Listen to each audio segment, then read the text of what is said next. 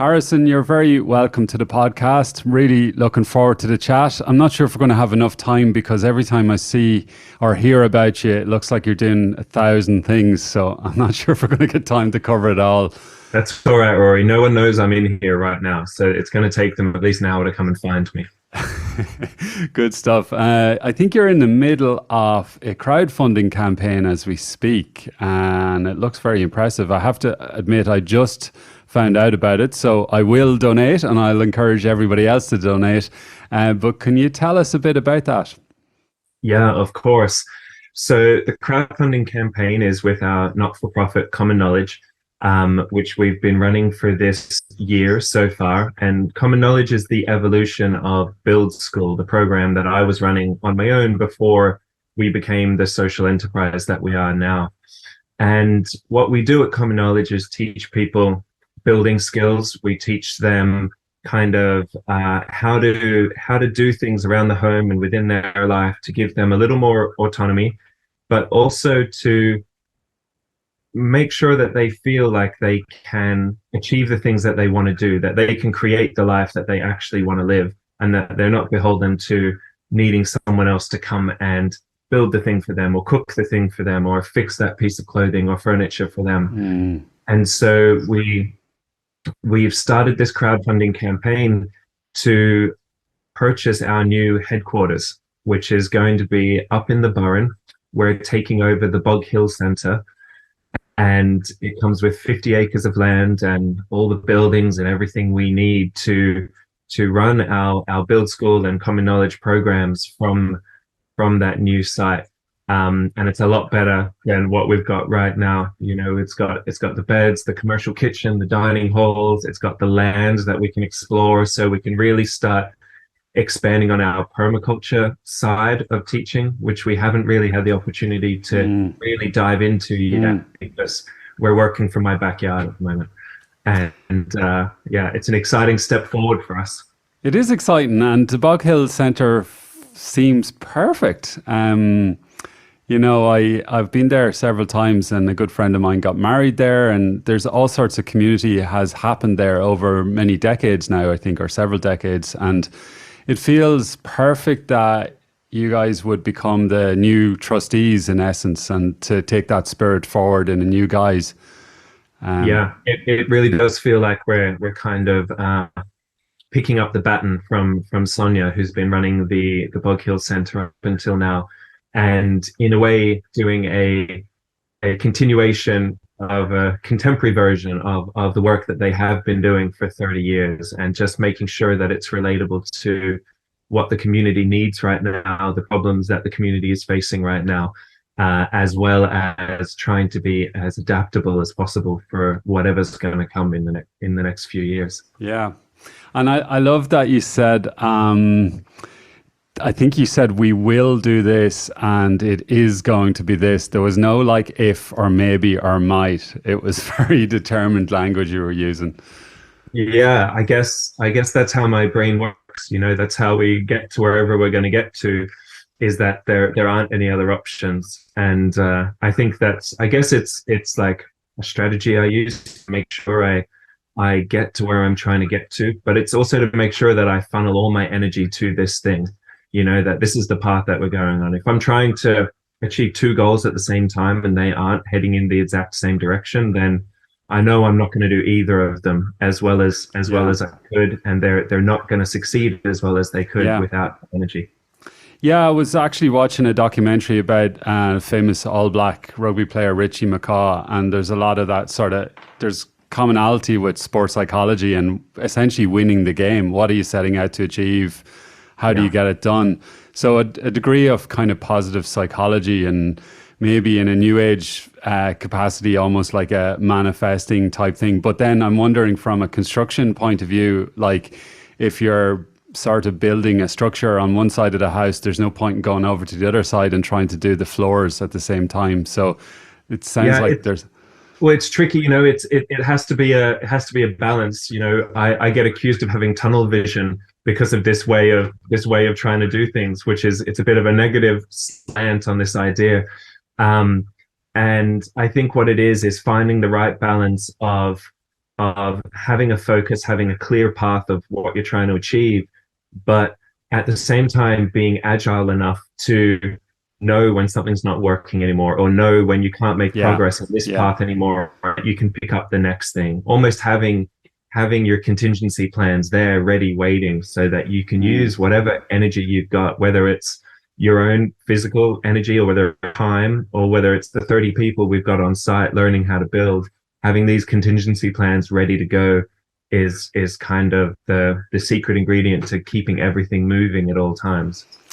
Yeah. How do you feel about the concept of leadership in general, particularly in a community setting? Because, you know, I suppose we probably have similar-ish values in that we hopefully aspire to a more egalitarian, sort of flat structured, participatory utopia to an extent.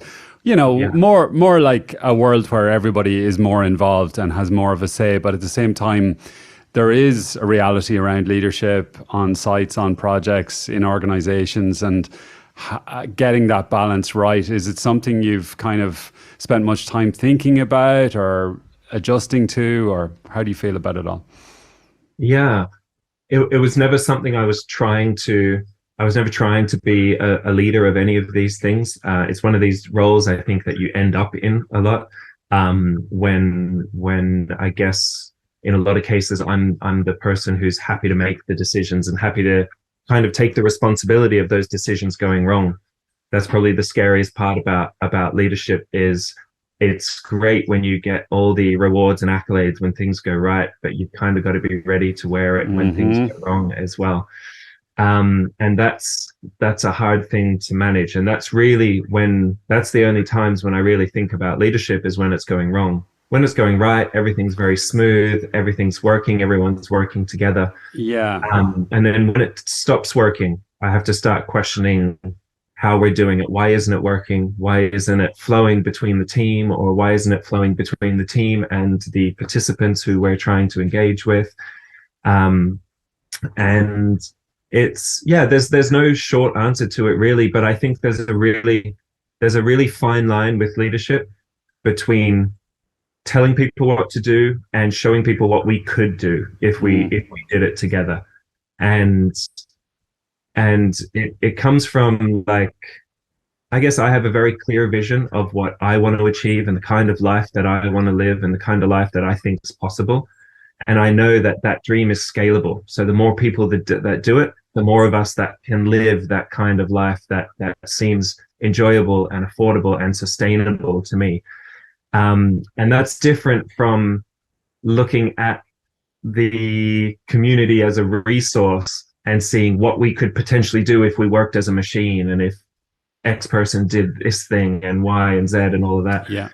And I think I really try to make sure that I can stand by what I'm sharing with people, these ideas that I'm sharing with people, and that they really are the way that I live and the way that I want to live. And if I'm suggesting to people that they should resurrect a stone cottage and all the labor that comes with resurrecting these stone cottages that are all over the countryside here, then the only way that I can help people do that is by doing it myself and lifting those stones with them and spending those hours pointing the stones and learning all these skills and going through that process.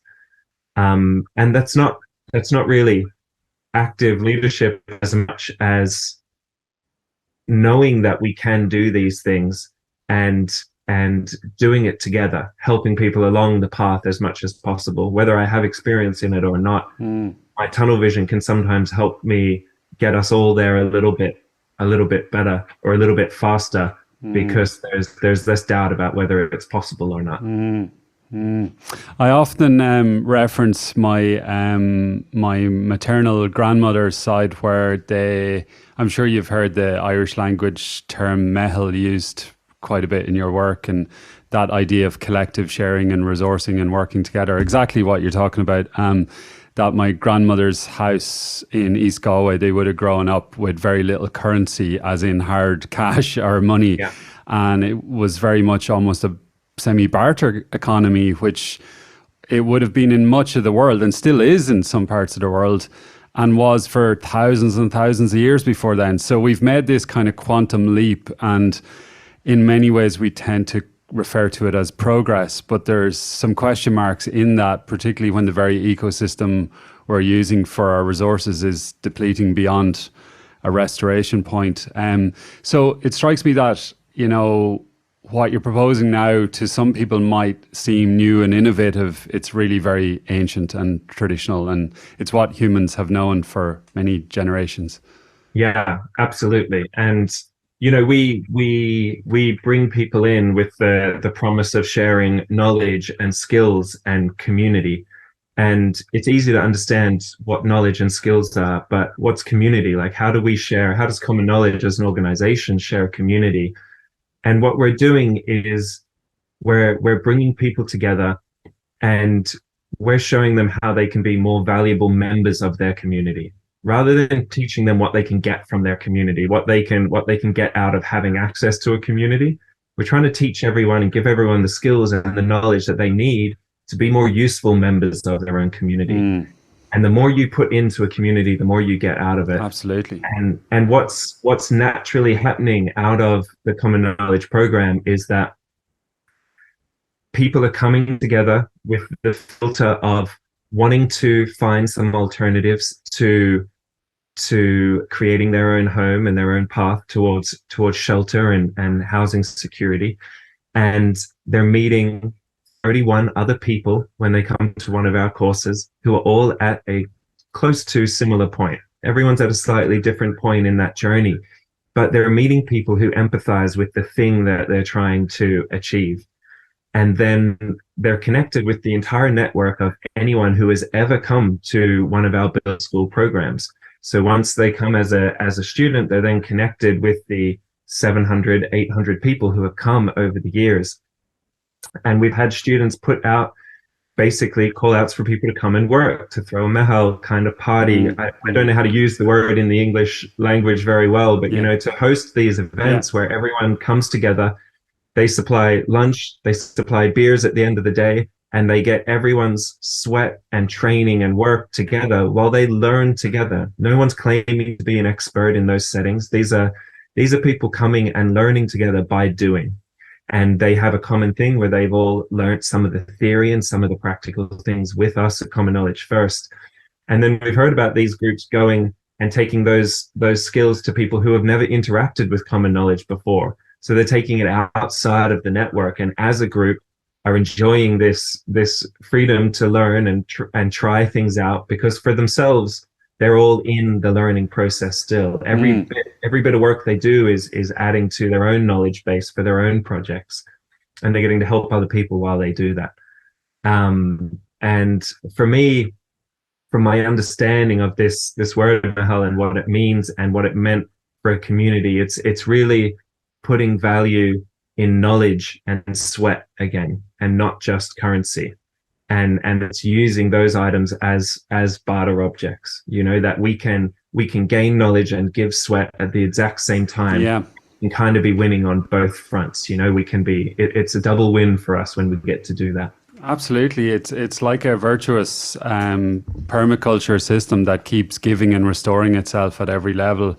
And, even the word common knowledge is in that, there's a lot in the name, but then it strikes me that once upon a time, and to some extent in some parts, we have the commons as a physical green area in some locations where the community sheep would be free to use the commons. It wasn't a privately owned enterprise. And obviously we don't want to get too bogged down in critiquing or investigating the housing systemic issues in Ireland and elsewhere, but I would feel that a lot of it has its origins in this kind of pursuit of private empire building or private wealth, in that, to the extent where people pursue their own home, which is a perfectly natural dream, but then some people kind of go on to the next level and have the two homes, and then some people just can't stop for some reason. Yeah. And that is ultimately sort of taking a lot of slices of that common pie, and in terms of space and resource and opportunity. Yeah, I think there's many layers to the problem that has gotten us to this point where Yeah. people are struggling to find housing for themselves, and there's many layers to the solution that's going to get us out of it as well. And I think people relearning how to look after themselves, how to build their own homes, how to fix their own tap when it stops working. People relearning these skills is one part of the solution, which will release the pressure from the overall. And on an individual level, it can be extremely empowering. And on a community level, it takes a bit of the pressure off of everyone. And I think this solution going forward, there is something that needs to happen on a national level. There is something that needs to happen in a kind of a systemic change kind of level about the way we view housing, and changing it from a commodity to a right and to a necessity, and taking it a step further than that, and considering that just protecting us from the elements is not quite enough. We can't stop at survival, right? That shouldn't be our goal. That's the bare minimum. The goal needs to be happiness. It's survival plus happiness. It's having a home, feeling secure in that home enough to start hanging art on the walls, to start bringing friends over for dinner, to turn these houses, which is the shelter and the survival element, into homes, which is really what we're all craving, and making sure that we can have access to all of the elements that create that, being able to cook good, nutritious food that makes our lives better, and being able to provide spaces for people to come. One of the biggest feedbacks we get on our level 2 course, which is really all about what is this idea of home, where's our concept of home come from, is that for a lot of people, what makes a home is being able to open the door to someone else to come in. And that's a really beautiful idea, is that it is this kind of self-perpetuating idea, is that our desire to show hospitality to other people is a huge part of the reason why we want to have that shelter and that space for ourselves. Well put.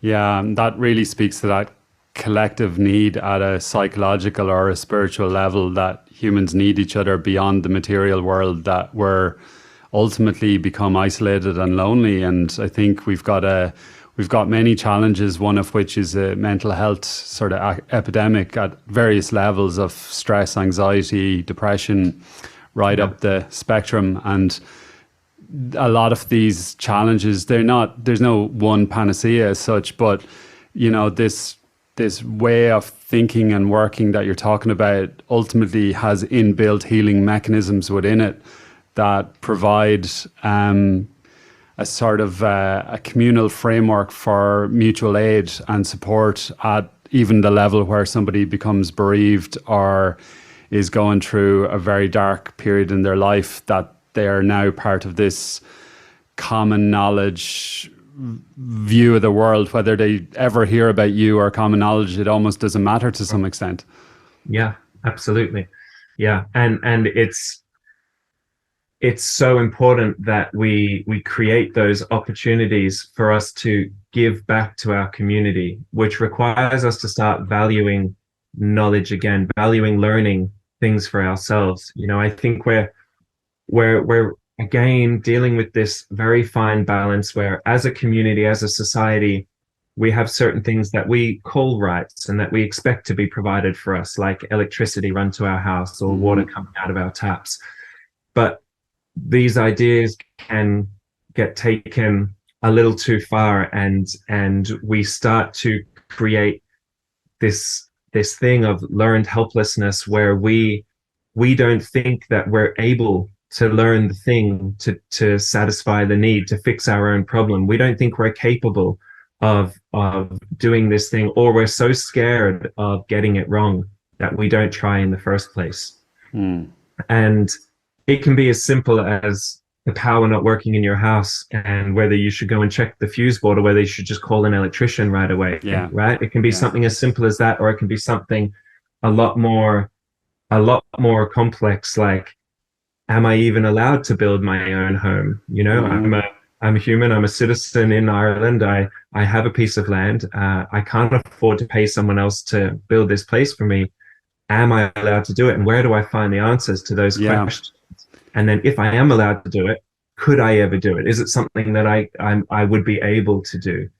And the overall answer to that is yes. Humans have been building their own houses forever. We've always done it. It's not like we've de-evolved as people and we don't know how to use our hands or use tools anymore. We've just stopped prioritizing learning those skills.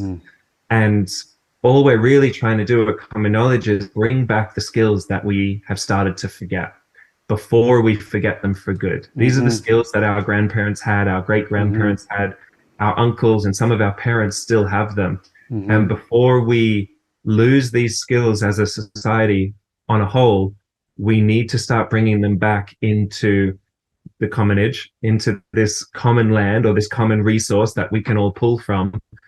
And we need to believe that anyone can learn how to do these things. Anyone can learn how to use a sewing machine and fix their own clothes, right? And we might choose not to, and that's a luxury to be able to choose not to have to fix your own clothes.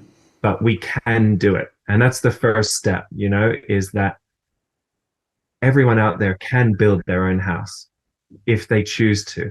Everyone out there can fix their own clothes if they choose to. And just knowing that the options are there is the first hurdle we have to get through. Yeah. Training everyone and learning how to do it is the next part, and we'll get there. But the first part is just knowing that we're allowed to, we can, and we have the ability to learn those things. Yeah. There's a huge element of mindset in a sense, and I hear what you're saying about learned helplessness, and I can't help but hearing the word consumption and consumerism in my mind, and it's almost like large elements of our generation have been sort of brought up and to some extent groomed into consumerism to such an extent that we don't even know there's an alternative to it, you know. Once upon a time there were various other outlets or ideas out there, and perhaps the internet, you know, even we're talking through the internet, even though we live not too far away from each other. But I do see more ideas starting to circulate now, but I have felt that over the last 20, 30 years, there has been a sort of a mono-dominance of the consumeristic world. And my hope is that climate change, resource depletion, things like the energy crisis are bringing the deeper questions to bear. And it strikes me that the work that you're all doing is it's ultimately, the timing just almost couldn't be more perfect, but it's almost sad that that's the case. But perhaps there's an inbuilt natural balancing mechanism in humanity or in the earth where things have a way of coming back to the yin and the yang, of finding its own way, and that this ultimately has to happen. It does, yeah. And to be honest, the model is already there. We know how to do these things as a whole. Like, let's say you need a cake, right? You've got three options. You can buy a cake, you can pay someone else to make a cake for you, or you can bake the cake yourself, right? The model is there. And every time we need a cake, we make that choice. We decide which of those three things we're going to do. And it's no shock to anyone that there's three options available when they need a cake, right? We believe that we can bake the cake if we want to. And if we choose not to, right, then that's a luxury that we can afford to buy one or pay someone else to make one for us. That same option is available for every single thing we have in our life. And we just need to start realizing that all it takes is committing to learning how to do the thing to be able to achieve it. And we take the model of how to bake a cake, right? We have the need, right? And we decide which way we're going to address it. And for some people, they're going to be forced to address it in a certain way because of their financial situation or because of their background, or sometimes because of their gender or their sexual orientation. They're told, you're not allowed to build. You definitely can't build your own house. You're a female or you're gay or you're whatever it is. And building's not for you. Building is for middle-class white guys that look like this guy, right? And that's just not true. That's a cultural thing that we've developed. And we see it every day in Common Knowledge.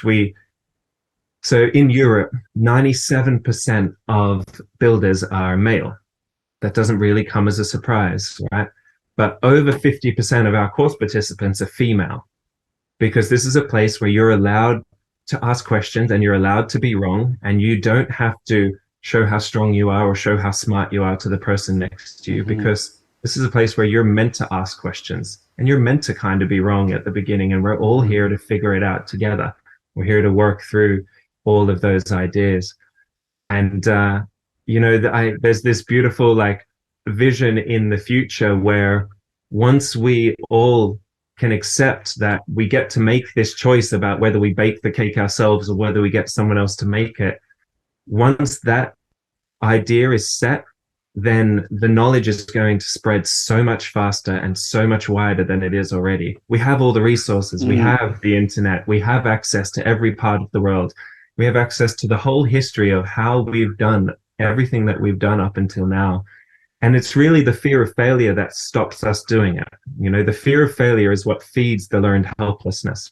We're not afraid to try baking a cake, because if we get it wrong, the consequences aren't too bad. The greater the risk, right? The more afraid we are to learn the skills we need to do the thing.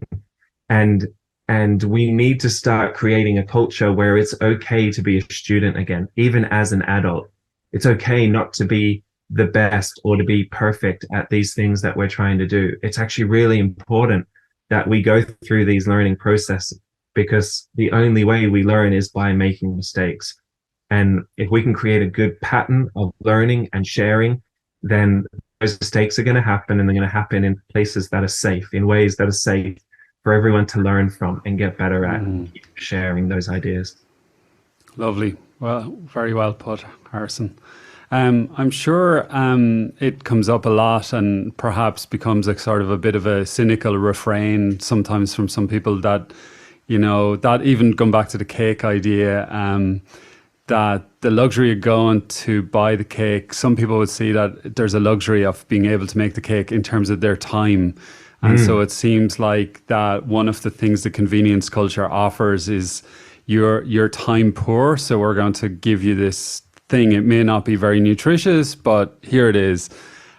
So I'm guessing that in this view of life that you have and that others have, and that you want not just this house, but this home that's full of love and connection and all this, that there's something about time there in all of this that we have to sort of maybe lay off ourselves a little bit. But the system is, if you're somehow perhaps embedded in the system as it is now, if we can just go along with whatever we might call the system, a lot of people are simply completely stretched and feel really bound by it. And can you talk to me a little bit about time?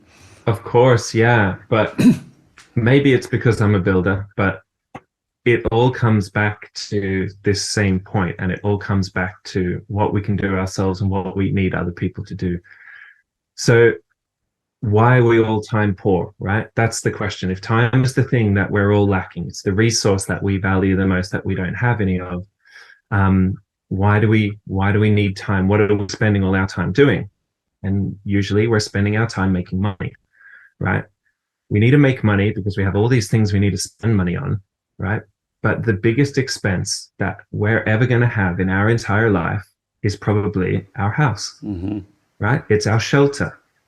And the idea that we will commit ourselves to 25 or 35 or 40 years of labor, of work, of time to repay the luxury of having shelter, of being protected from the elements, is a wild idea. And it's a very, in some ways, it's a very medieval approach to what it costs to have shelter. You know, we're paying to survive. We're giving our time away for survival, because houses cost so much because we can't build them ourselves. We have to have other people build them for us. And the system, I don't want to get too bogged down in it, but the system, it's not wrong, it's not evil, it's just the system that makes us feel safest. The thing that we all have is time. And if we get to mitigate risk by giving time, which is what we're doing when we pay someone else to do something and we trust that they won't get it wrong, and it's safer for us to do the job that we know how to do, to earn the money, to pay the person who knows how to do their thing. That system isn't wrong. It does make sense in a risk mitigation approach, and what we're paying for it with is time. The only way to get time back is to start taking some of these things back, to start dealing with some of our own problems and some of our own needs ourselves. There's no other way that we can magically create more time.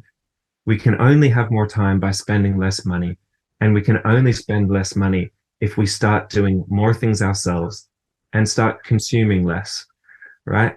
And I would say that the consumption is a byproduct of the learned helplessness, more than the learned helplessness being a byproduct of consumption. You know, the consumption is the byproduct. It's what happens at the end of all of this. When we as a society are too scared to fail in any aspect of our life, whether it's baking a cake or building a house or fixing the plumbing under your sink, when we're too scared to fail in any way, then time's the only thing we've got left, right? No one's going to take any risks. We've created a mentality where we're afraid to make mistakes. We're afraid to invest if we're not going to see the reward, or we can't calculate the reward beforehand. And so we don't. We play it safe. We do the safe option, which is to pay someone else to do it, pay someone else to build the house that you need 20 years from now, today, and pay for it between now and then, so that you have it then. That's the secure thing to do. That's your insurance policy for your entire life. But very practically, that's a wild idea, that as a young professional or a couple that is just getting their mortgage for the first time, that they would be looking at investing in or even building brand new houses with 3 bedrooms when they don't have any kids yet and they don't know what they're doing yet.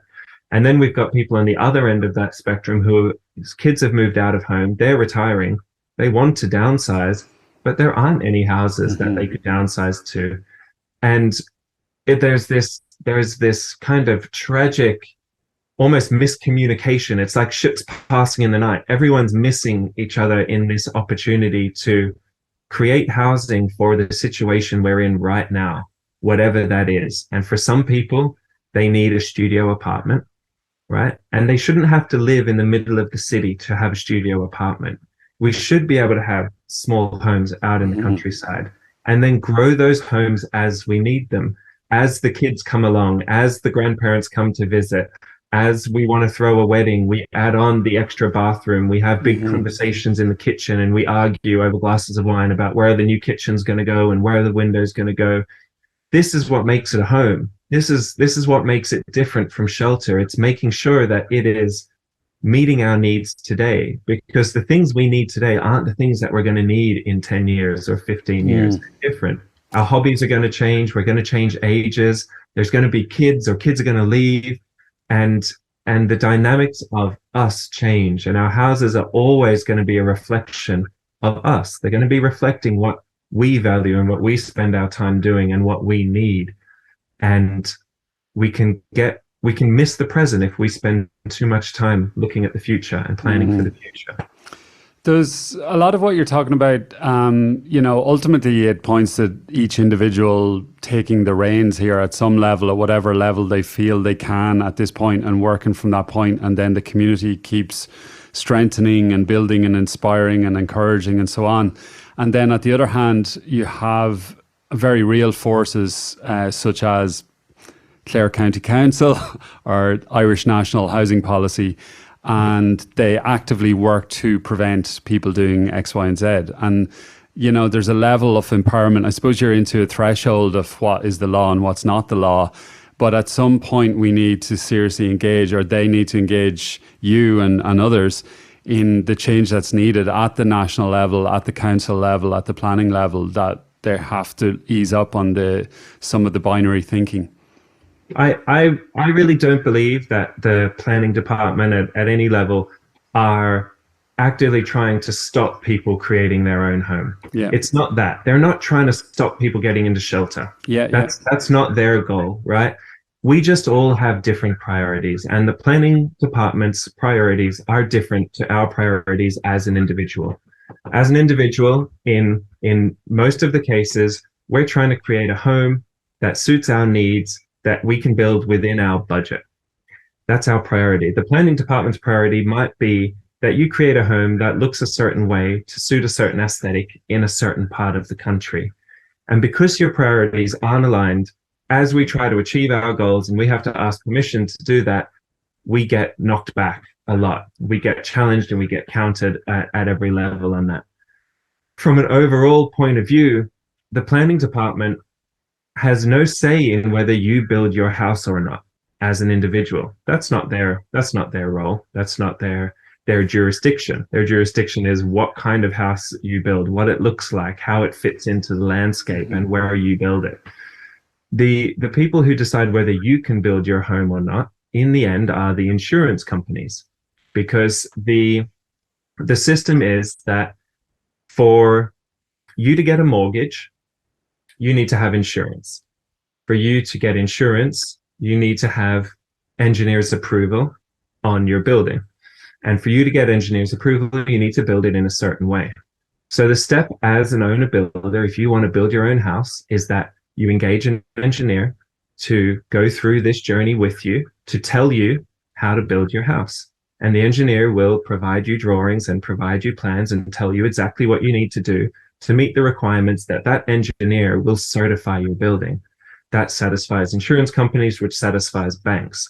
There's actually no blockers to someone building their own house except doing the work, right? And so what we're doing in that situation is deciding, well, is it worth it? That's a lot of responsibility for me to take on myself. How am I ever going to engage with an engineer? I don't know how to speak engineer. That's a whole different language, right? That's our first barrier. Mm-hmm. Most of the people who come to Common Knowledge aren't leaving here and building their own houses tomorrow. We just finished with 32 people yesterday. None of them are breaking ground on Monday morning to build their own houses, but a lot of them are learning the language and understanding enough about how buildings actually work, the fundamentals of construction, so that they can have meaningful, collaborative discussions with their architects and with their engineers, and with their family members, or with their parents, or whoever it is that is the other interested parties in what they're trying to do. Okay.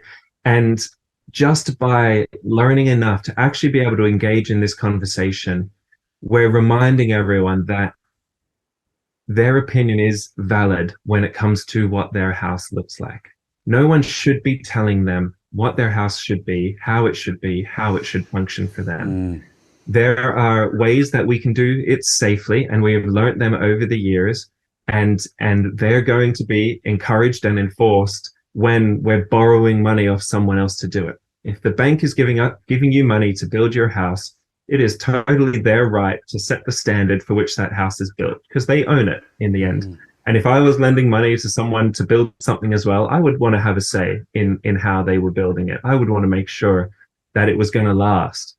And that system in itself isn't broken. What's broken is the fact that we think that's the only system. We think that's the only path towards getting shelter, and it's not.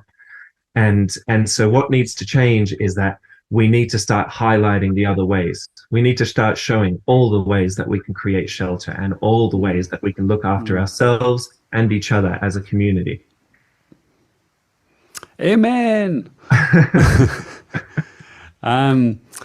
Harrison, just to switch gear a little bit, I read somewhere about you growing up on a sort of a building site type life, not quite a building site. It struck me as really creative and adventurous, and that your parents were people that were living a lot of this or all of this, and that you were ultimately immersed in it from an early age. Can you talk to me about childhood a little bit?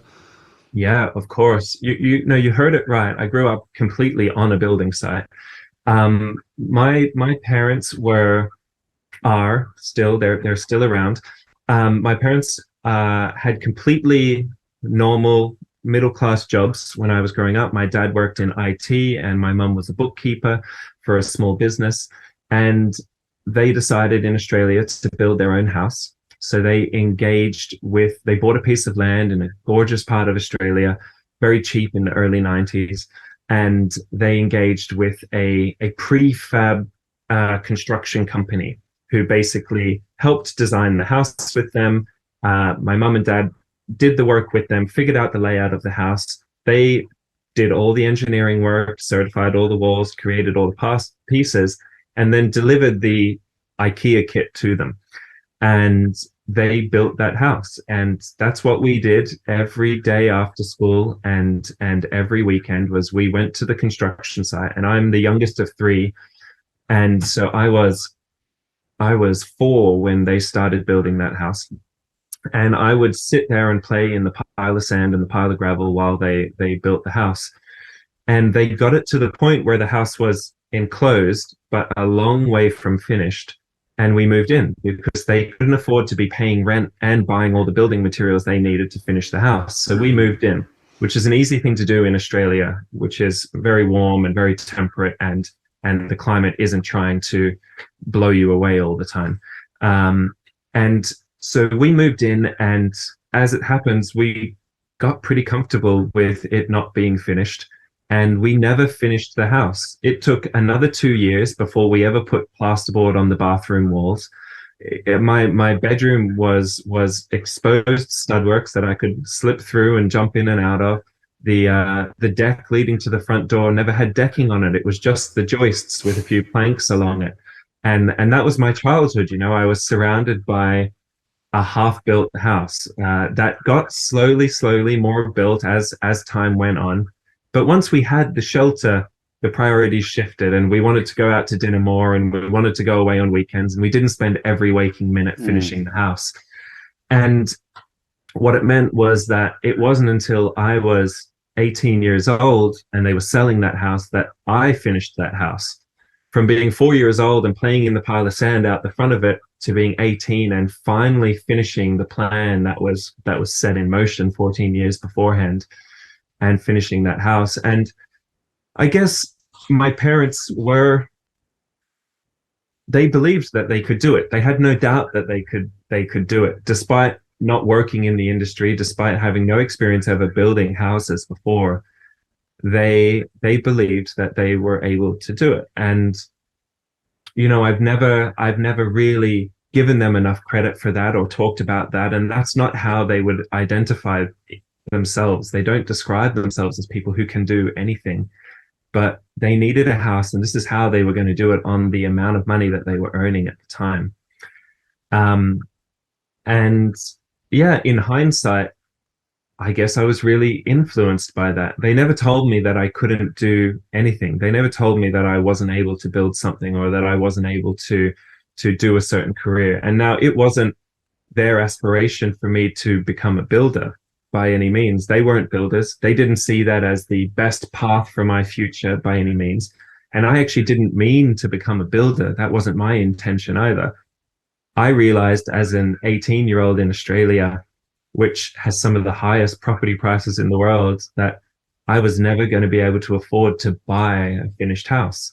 So I'd better learn how to build one myself for when that time came.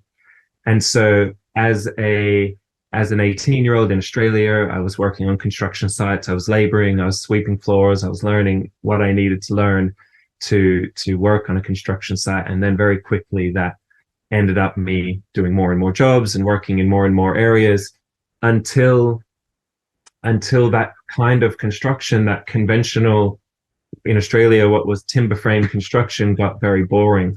And I started looking further afield to what other types of building were out there. What else can I build with? You know, there's so many different types of buildings all over the world. And so I started traveling and building and learning. And I went to institutions and places and construction companies and eco-building places and whatever it was to learn every kind of building method that I could get my hands on. And in doing that, basically I discovered that all types of building are pretty much the same. They're all doing the same thing. They're all dealing with gravity. They're all dealing with wind. They're all dealing with slightly different forces, a little more rain in some places, a little colder in other places, a little more sun in some places. but overall, they're all doing the exact same thing. And then as the years went on and I was still traveling and building, I started teaching people how to build as well. And so for a while there, I was building for a company called Earthship Biotecture. I was one of their foremen for the jobs outside of the United States. And I was teaching people a very niche building technique. I was teaching them how to build these off-grid sustainable houses built out of recycled materials. And they were coming and they were learning these things and they were feeling great about it. But what I realized was that as new novice builders, they weren't actually ready for all of the niche specialized things that we were teaching them. What they were getting the most value out of, what they were leaving with, was the confidence to hold a hammer or to use a power tool or to install a piece of wood and then be able to stand on that piece of wood afterwards and trust that it was going to stay there.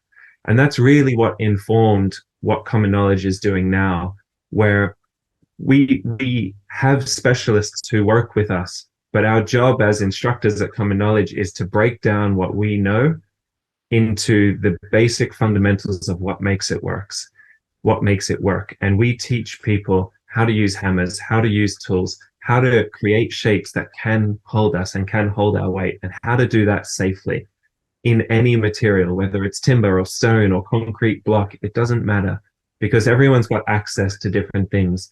And what we're really trying to give people is just the belief that they can do this, they can learn these skills, and that they can build for themselves.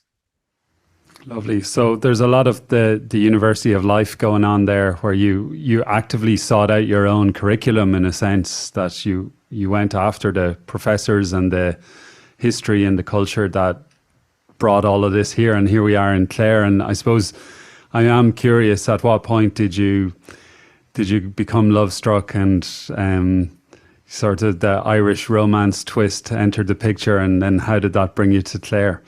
Yeah, of course. Well, everyone assumes that I fell in love first with a Clare girl and then moved to Clare. Aha. But it didn't happen in that order, actually. Okay.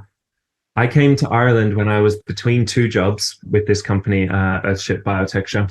I was in Iceland, I was on my way to Malawi, and I had 6 months to spare in between. And an old friend from Australia suggested that I go to Ireland and I go and meet the owners of the Fumbly Cafe, because they were really lovely people, and that I'd get on great with them and spend a couple of weeks with them. And so I flew into Dublin, I went to the Fumbly Cafe, I met Aisling and Luca, and they had just bought the building next door to the Fumbly Cafe, which is now called the Stables. And it was a construction site, it was a mess, there was stuff everywhere. And so I traded with them. I told them if they let me build a little secret bed for myself up in the roof of the stables, and they fed me out of the cafe, I'd work for free in there, and I would build out that building with them. And so I did that, and I did that for a couple of months, and they then sent me on to Katie Sanderson and Jasper, who were running this project called Dillisk out in Connemara, in the west of Connemara. And so I went out to Connemara, and with Katie and Jasper, my job was to roast a lamb in an underground pit every day, and to swim down and collect seaweed to wrap that lamb up, and then to make a new gin and tonic every evening. And so I had this skewed, crazy idea that Ireland was a place where you ate at the Fumbly Cafe every day and got to build next door, and went diving for seaweed and roasting lamb in the western Connemara. And I didn't know there was anything in between. And so obviously when I left, I just kept coming back, because where else would you want to be? And like when I got to experience kind of the best part of the Irish summer, and it was on my third trip back that I bought this old cottage, which was in the middle of a forestry, with two friends. And I think in our naive mindset, we were creating a bit of a bachelor pad out in the countryside that we would all be able to go and stay in a week in, a week out, whenever we were back in the country. But pretty quickly, as happens when a builder buys a building that needs a lot of work with two people who aren't builders, we had different priorities, and I ended up doing a lot of the work, and I ended up living here all the time. And what I started feeling was this amazing connection to this building, because this was actually the first time that I was building something for myself. Oh, yeah. In my whole life, from building something for my family to then building houses for people all over the world. Yeah. I was suddenly building something that was for me, that I was designing and implementing. I was getting to experiment. I was getting to try out building techniques that I'd never tried before. I got to buy an old stone cottage that, for someone who comes from Australia where there are no stone buildings, to find an old stone cottage that someone was pretty much giving away, it felt like I was getting a castle for free, you know? And it was this beautiful building that had been built hundreds of years ago. And I couldn't believe that it was being left to ruin and that there was mold all over the floors and the wall, and no one cared about this building. And so it was a real joy to bring it back to life and create this space. And then I met Erin, who I'm now married to. And Erin couldn't believe that there was this guy who had traveled the world and had decided that Clare, of all places, was where he wanted to live and where he wanted to build his house. And so we started spending a lot of time together. I had to convince Erin that moving from Dublin back to Clare wasn't a regression. It wasn't taking a step backwards in her career or in her life, but that there was a way to live a really exciting, vibrant life full of potential out here in the West. And we did that, and we now have a beautiful daughter and another baby on the way. And like I was saying, the house has turned from a bachelor pad into a family home. And apart from all the soft finishes, we're having to add on the bedrooms as the children arrive, you know, and we're doing it as we can afford to, as the funds are available, and as we need the space. And that's informing what we build and how we build it. And we can build a house that's full right now while still allowing for opportunities for the future. And it's been possible for us to do that without a huge mortgage, because we're doing it piece by piece, room by room. And we're only able to do that because we have the skills that we need to build it ourselves. We don't have to engage a construction company every time we want to add something on. And that's the real freedom that we have. That's the real luxury that we have, that we can build this house bit by bit. And anyone can do that once they have the skills and the confidence to start trying things out. Excellent, Harrison. Well, I think that's a great note to end on, because you really brought us back in and shared a little bit about your own home in the grand scheme of homes and houses for all. And can you maybe just conclude by telling people about the new TV show and the book? Yeah. And there's, as I said, a lot of things to talk about, but it feels like a great wave that you're on, and it's one that is a common wave that many people can benefit from. So power to you. Of course. Thanks, Rory. So I guess the book first, I brought out a book in April, which is really, it's all the theory that we talk about at Build School. It's how to build your own home. It's how buildings work at a fundamental level. It's really breaking down all these concepts that we've wrapped up in tricky engineering and architecture language back down to their basic ideas of gravity, right? And we all built buildings as kids, little Lego blocks and timber blocks and castles of mud and sand castles. And it's bringing buildings back to that. That's essentially what we're doing. And the book is really trying to make all that information accessible and understandable for everyone. And anyone can buy that book from my website as well, or in any bookstore in Ireland. The TV show is very exciting. The TV show is coming out very soon. It might be already out when this comes out. And it is me going on a journey with 4 owner builders who are building their own home. And I'm teaching them the skills that they need. I'm sharing some ideas and knowledge with them. And I'm helping them navigate this big, wide world of construction companies and construction stores, and how to order materials, and what's the difference between an inch and a centimeter.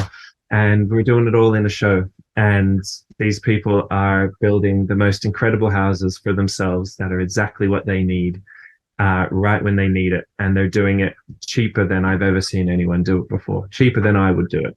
And it's a beautiful process to be a part of. So that's coming out on RTE1, airing on the 26th of October on Wednesday evenings at 9:30. So you'll see it there. And then the last thing is Common Knowledge and our fundraiser that we're doing right now. We're raising the deposit that we need to purchase this new site and to secure it for the not-for-profit and to keep doing the work that we're doing. And anyone can help support us and see the video and see a bit more about what we're doing there at our fundraiser page. And so all the links to that are on our website. Our website is ourcommonknowledge.org, and anyone can see any of our stuff there. Excellent. Thank you so much, Harrison, and congrats on all the great work that you're doing, and thanks for all the good work that you're doing, that you're making available and accessible to everyone. And we're very lucky that you did end up in the magical land of seaweed and all that fun time adventure that you had. Everything that comes with the wild Atlantic. Yeah, we didn't get into that wind that you mentioned there a minute ago, but no, it sometimes it's great for Irish people to, you know, as I'm sure you know, when you see your own land with someone else's eyes, and it's a good thing. So sometimes we don't fully appreciate what we have. Yeah, absolutely. Well, it's a beautiful place. There's nowhere else I'd rather call home. So I'm happy to be here. Excellent. Thanks so much, Harrison. Nice. No worries, Rory. Thank you.